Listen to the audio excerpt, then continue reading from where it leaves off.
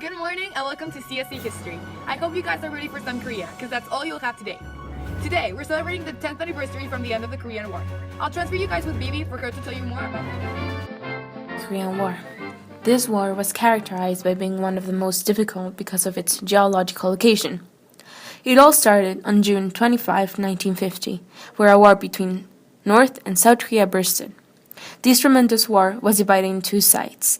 The UN force, led by the United States of America, fought for the South, and China and the Soviet Union fought for the North. But let's go a little bit back in time. The war arose from the division of the Korea at the end of World War II, and from the global tensions of the Cold War that developed immediately afterwards. It ended in July 27, 1953. The tragedies that this war left were over 5 million lives of soldiers and civilians. Thank you, Vivi, for the information. We'll now transfer you to our colleague Patricio. He's going to go with the U.S. general that led the fight against North Korea. Morning from the Presidential House of South Korea, also called the Blue House. Today is the 5th anniversary of the end of the Korean War. Come in.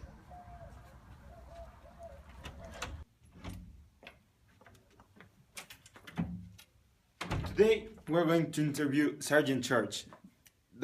He was the sergeant in charge of commanding the U.S. Army in the Korean War. Come over.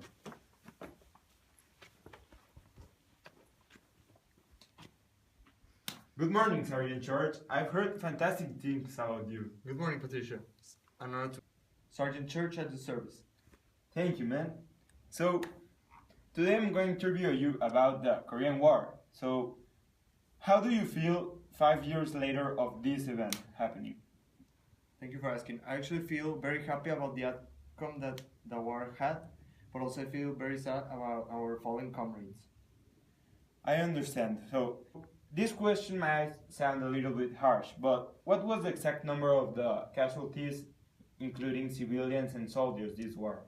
The number was 128,650 soldiers and civilians, but I prefer not talking about that.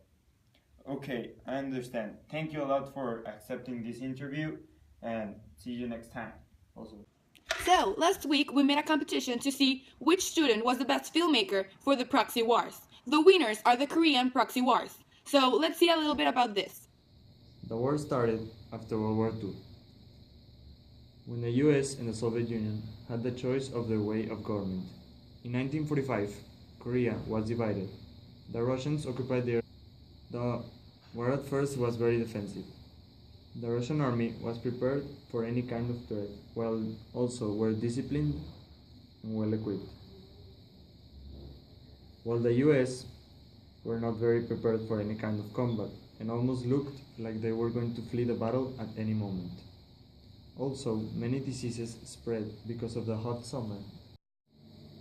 North Korea invaded South Korea because of the US Army weak defenses. After some time, the US decided to change of tactics, and instead of playing defensive, they decided to attack and liberate North Korea from the communist regime. So they attacked Seoul and drove the North Koreans back to their side of the 38th parallel. The war ended in July 1951. President Truman started negotiating with North Korea.